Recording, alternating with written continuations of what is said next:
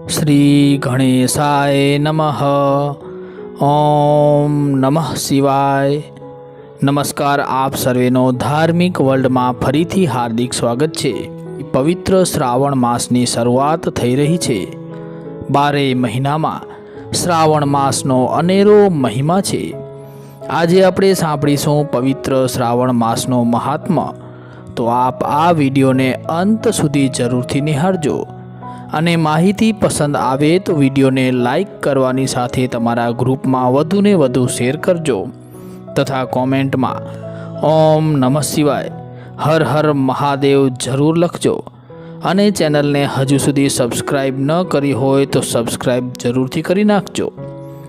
મિત્રો, શ્રાવણ મહિનામાં શિવ પુરાણ અને શ્રી ભાગવત પુરાણનું વાંચન શ્રવણ કરવાનું મહત્ત્વ માનવામાં આવ્યું છે. શ્રાવણ માસના સોમવારને શ્રાવણિયા સોમવારના નામથી ઓળખવામાં આવે છે. શાસ્ત્રોમાં જેટલું મહત્ત્વ શ્રાવણ માસનું દર્શાવવામાં આવ્યું છે તેટલું જ મહત્ત્વ શ્રાવણિયા સોમવારનું પણ દર્શાવવામાં આવ્યું છે. આ માસમાં શિવ ભક્તો શિવાલયોમાં જઈ અને શિવલિંગની પૂજા અર્ચન કરે છે અને ભગવાન મહાદેવની પ્રસન્નતા પ્રાપ્ત કરે છે. શ્રાવણ મહિનામાં ગંગાજીનું પણ અતિ મહત્ત્વ રહેલું છે. શ્રાવણ માસમાં ગંગાજીમાં વર્ષા ઋતુના નવા નીર આવે છે. આથી આ માસમાં શિવ ભક્તો પવિત્ર અને ચોખ્ખું ગંગાજળ લાવવા માટે હરિદ્વાર, ઋષિકેશ, ગંગોત્રી, કાશી, ગંગાસાગર વગેરે જેવા પાવન સ્થળોની કાવડ યાત્રા ઉપાડે છે. આ યાત્રા ભક્તજનો મોટા ભાગે ચાલીને પૂર્ણ કરે છે. આ માસમાં ગંગાજળ વડે ભગવાન શિવ ઉપર અભિષેક અને રુદ્રાભિષેક કરવાનું મૂલ્ય રહેલ છે. શાસ્ત્રોમાં કહ્યું છે કે ગંગાજળની કાવડ લાવી ભગવાન શિવનો રુદ્રાભિષેક કરવો એ એક તપ માર્ગ છે અને આ તપ માર્ગ પર ચાલવા માટે માનવો સિવાય દેવગણ, દાનવ, યક્ષ, કિન્નર, ઋષિ મુનિઓ પણ તત્પર રહે છે. સંતો કહે છે કે સોમવાર ભગવાન શિવને અત્યંત પ્રિય છે. જે ભક્તજનોને આખું વર્ષ પૂજન કરવાનું જે પુણ્ય મળે છે તે જ પુણ્ય ભક્તજનોને શ્રાવણ માસમાં ફક્ત સોમવારે શિવ સાધના કરે તો પણ મળી જાય છે.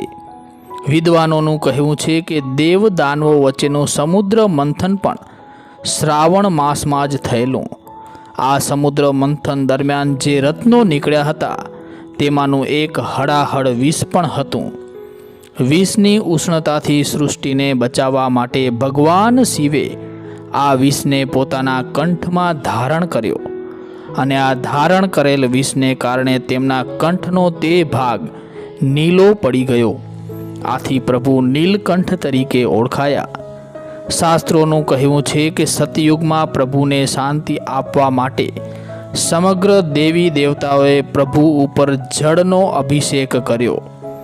ત્રેતા અને દ્વાપર યુગમાં વિષ પ્રભાવની ઉષ્ણતા દૂર કરવા માટે પય અર્થાત દૂધનો અભિષેક કરવામાં આવ્યો, જેથી કરીને વિષનો પ્રભાવ થોડો ઓછો થાય.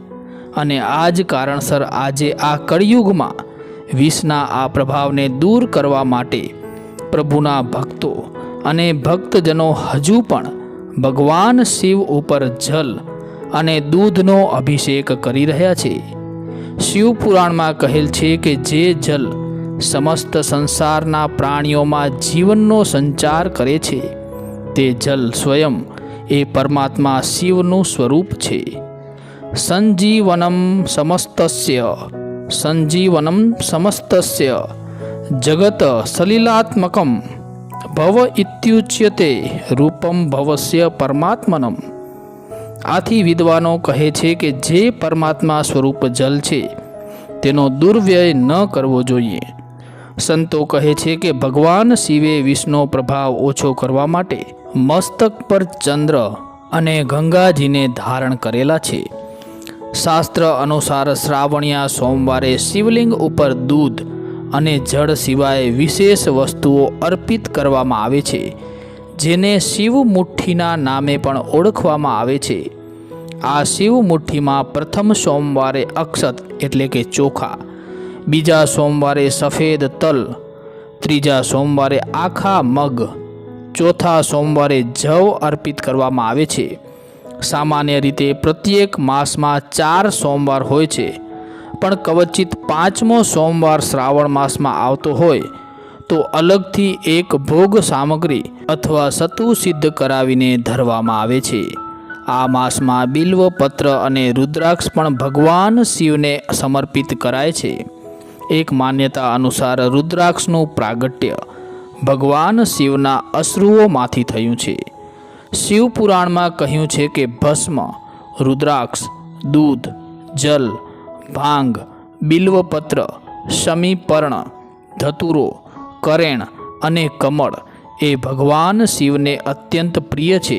તેથી આ વસ્તુઓ દ્વારા ભગવાન શિવની આરાધના કરવાથી ભક્તજનોને ભગવાન શિવની પ્રસન્નતા મળે છે અને ભક્તજનોના પૂર્વજન્મોના પાપોનો ક્ષય થાય છે. પુરાતન કાળમાં સત એટલે 100, સહસ્ત્ર એટલે 1000, કોટી એટલે કરોડ બિલ્વપત્રથી ભગવાન શિવનું પૂજન કરવામાં આવતું હતું. એક માન્યતા અનુસાર શ્રાવણ માસમાં એક અખંડ બિલ્વપત્ર વડે શિવાર્ચન કરવાથી કોટી બિલ્વપત્ર ચડાવવાનું ફળ મળે છે. બિલ્વપત્રની જેમ પુરાતન કાળમાં કમળપત્રથી પણ ભગવાન શિવનું પૂજન થતું હતું તેવો ઉલ્લેખ જોવા મળે છે. વિષ્ણુ પુરાણમાં ઉલ્લેખ છે કે ભગવાન વિષ્ણુ એક સમયે ભગવાન શિવનું કોટી કમલદળ વડે પૂજન કરતા હતા. ત્યારે એક કમળદળ ઓછું પડતા તેમણે પોતાના નેત્ર કમળ કાઢીને ભગવાન શિવને ધરાવેલ. ભગવાન શિવની રાવણે કરેલ કમળ પૂજાનો પણ ઉલ્લેખ જોવા મળે છે. ચારણો અને બારોટ પ્રજા દ્વારા ભગવાન શિવ માટે કરેલ શીશ કમળ પૂજાનો ઉલ્લેખ પણ સાહિત્યોમાં થયેલો જોવા મળે છે. ઋષિ મુનિઓએ કહ્યું છે કે શિવ ઉપાસનામાં માનસ પૂજાનું અને લિંગ પૂજનનું પણ એટલું જ મહત્ત્વ છે. સંતોએ અને શાસ્ત્રોએ કહ્યું છે કે દેહથી કર્મ થાય છે અને કર્મથી દેહ મળે છે, તે પણ એક પ્રકારનું બંધન જ છે.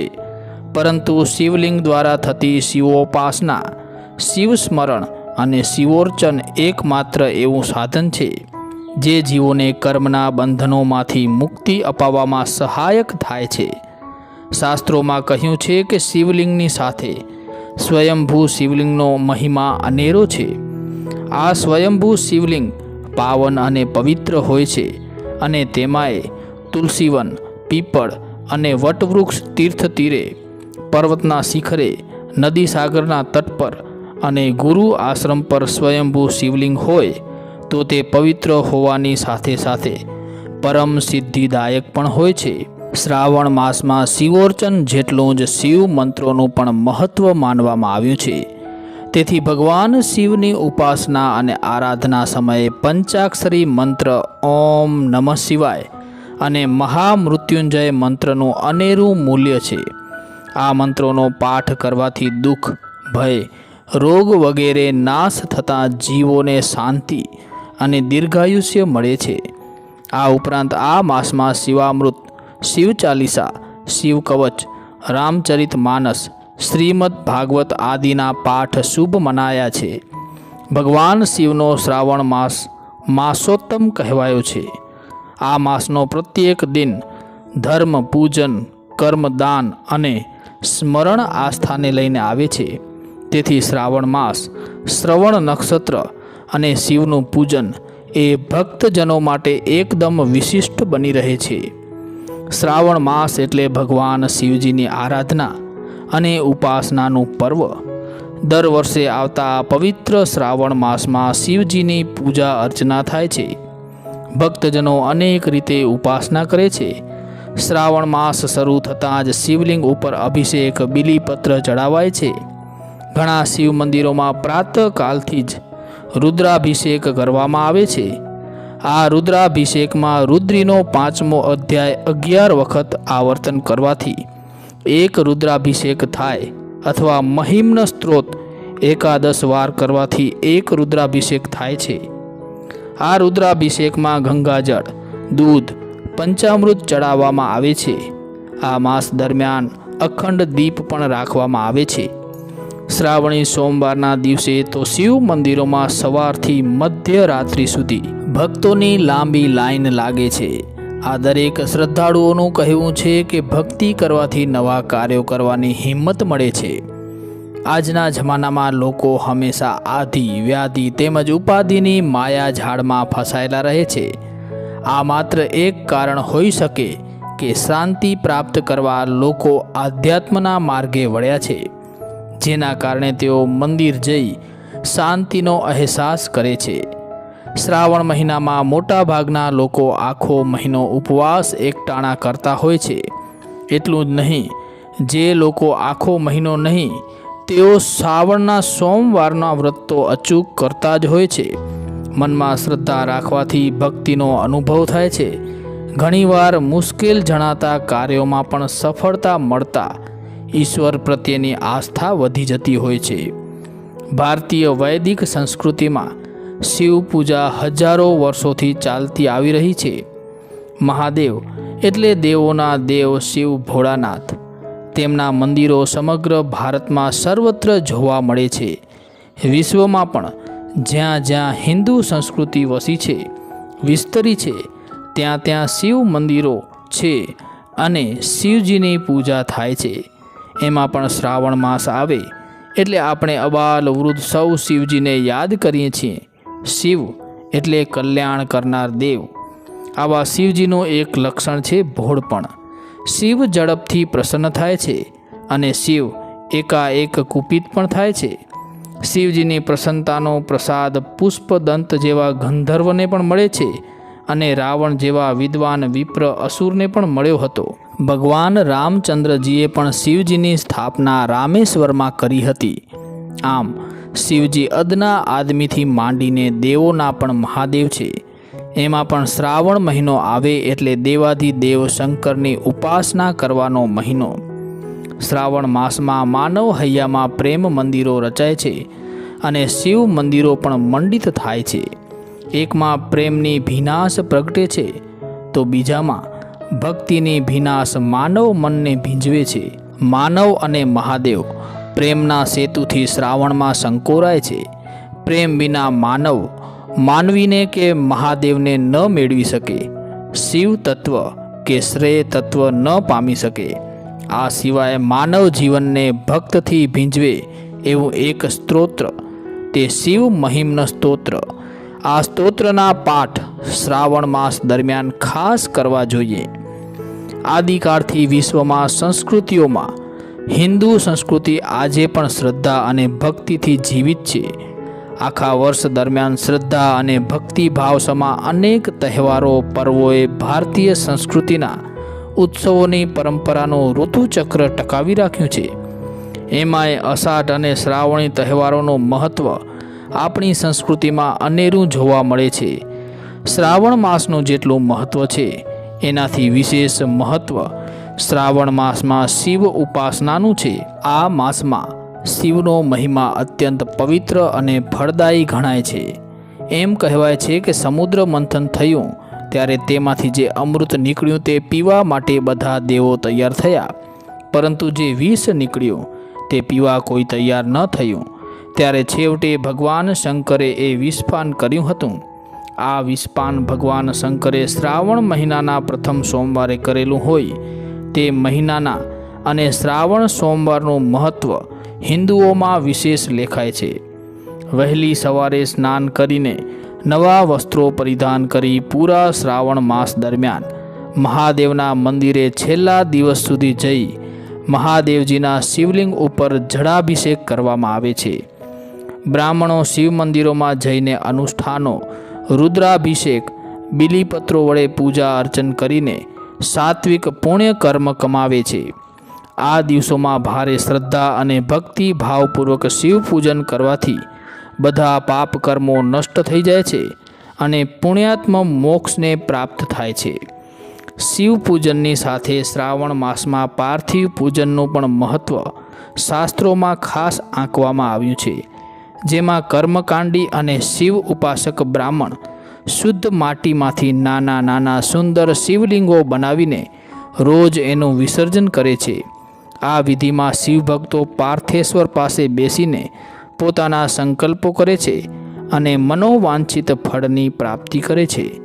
પાર્થેશ્વર શિવલિંગનું વિસર્જન માસને અંતે કરવામાં આવે છે અને પાર્થેશ્વર પૂજન કરનાર તેમજ ભક્ત સમુદાય વરઘોડા રૂપે એ વિસર્જન ક્રિયામાં જોડાય છે અને શિવ સ્તુતિ પણ કરે છે.